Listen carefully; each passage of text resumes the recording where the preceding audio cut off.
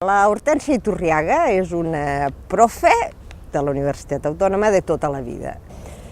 Ens vam conèixer des de l'inici del procés constituent democràtic de la Universitat Autònoma, moments d'ambicions, moments de neguits, però jo recordo sempre la Hortènsia, diguem-ne, estant present en tots els moments, totes les circumstàncies, totes les dificultats, sempre dialogant, i això era extraordinari en aquells moments, y también siempre en la búsqueda de soluciones.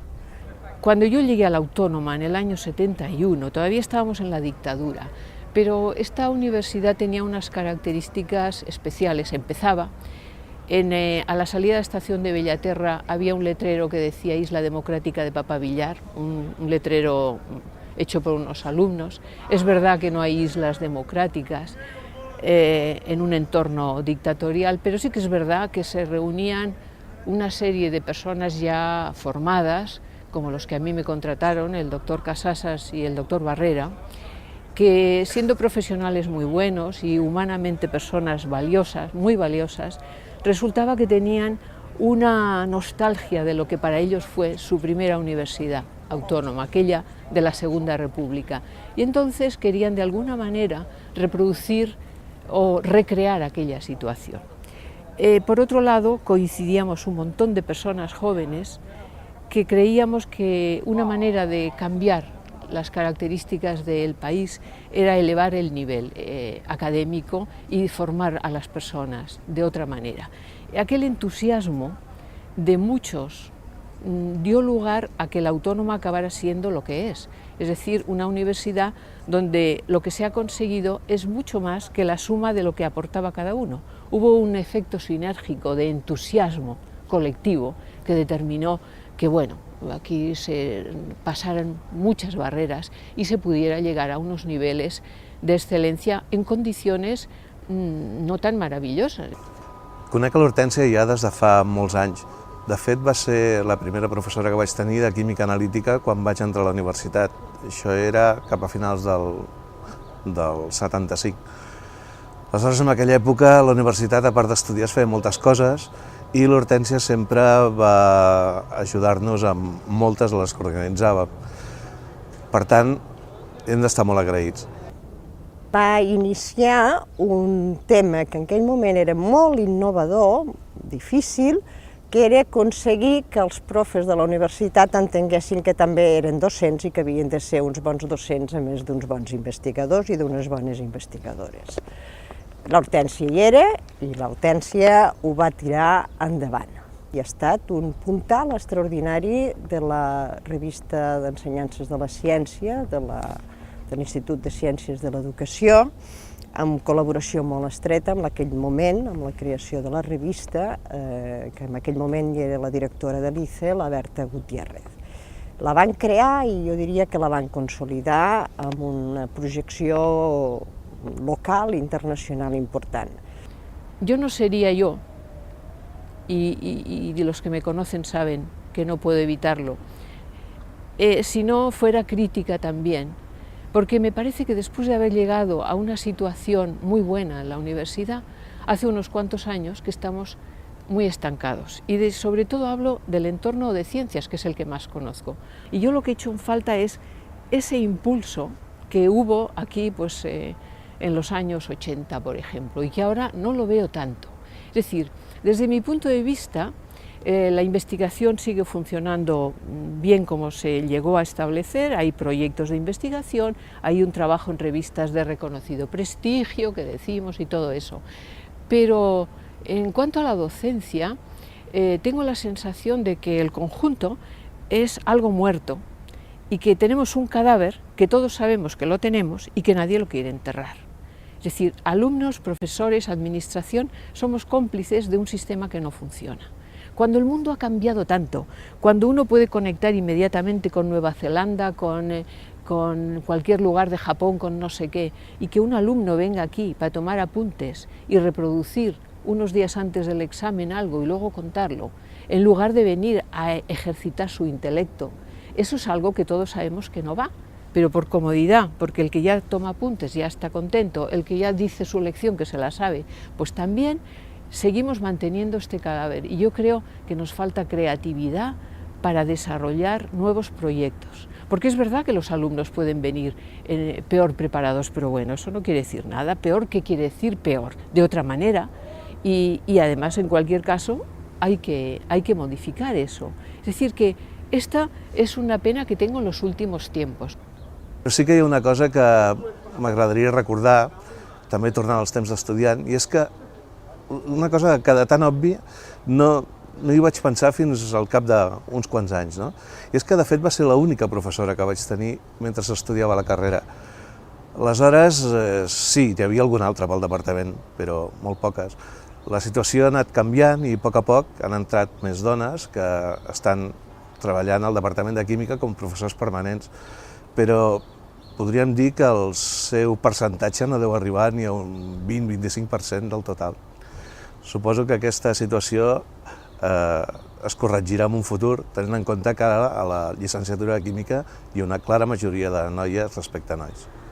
A lo mejor se podría pensar que en este tiempo la condición de la mujer pues ha debido cambiar bastante.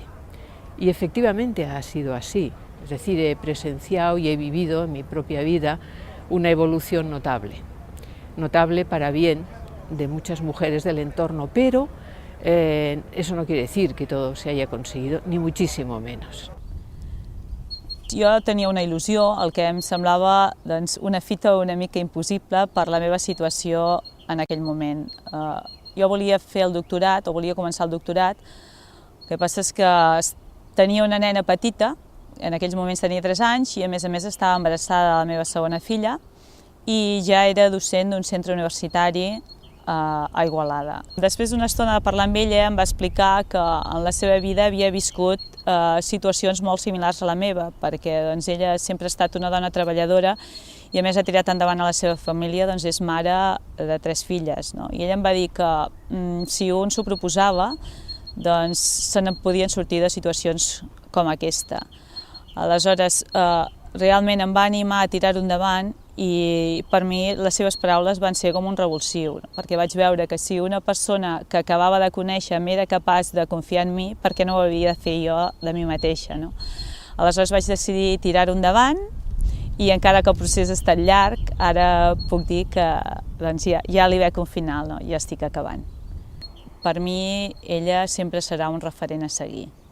Cualquier muchacha que quiera decida tener un hijo, después de pensarlo bastante, va a tener serias dificultades en la empresa, en el laboratorio, en el centro, en la oficina, donde sea. Es decir, eso es hoy día una realidad. Hay una discriminación notable que les lleva a perder el trabajo o a estar mal consideradas. E incluso frente a jefes que pueden ser mujeres que han sufrido el problema, pero que cuando ya ocupan un puesto de poder, pues consideran que es una pena prescindir de una colaboradora, aunque sea unos meses, y esto es una realidad.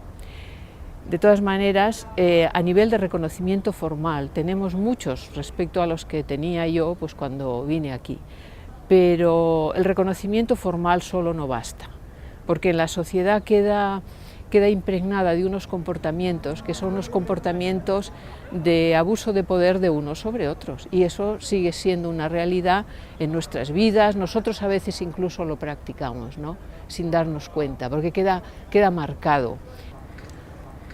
Estuve en las jornadas del patriarcado y había varias colegas que presentaban ponencias de economía muy interesantes. Yo intervine para preguntarles cómo se valoraba en aquel entonces, y estoy hablando hace más de 20 y tantos años, cómo se valoraba el efecto que sobre la economía de un país tenía todo el trabajo que la mujer desarrollaba en casa, atendiendo a los hijos y atendiendo a la familia.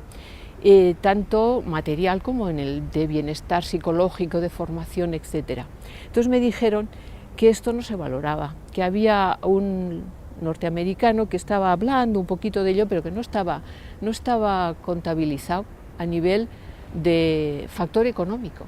Entonces me quedé muy sorprendida y como suelo ser bastante espontánea, dije, pero bueno, qué raro, ¿no? Porque desde mi punto de vista como química, sería como si los químicos opináramos que una parte de la tabla periódica no la teníamos en cuenta y solo existían los elementos que nos interesaban.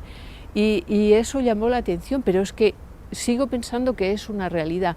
¿Cómo se ha tardado tanto tiempo en tener en cuenta todos los factores a la hora de valorar aspectos económicos? Porque si eso no se hace, quiere decir que se está cometiendo un fraude y además incluso los problemas se resolverán mucho peor si no se tiene analizado todo el conjunto. Y todavía hoy hay una parte importante del bienestar social que lo consiguen las mujeres con su trabajo callado en casa, algunos hombres también ahora.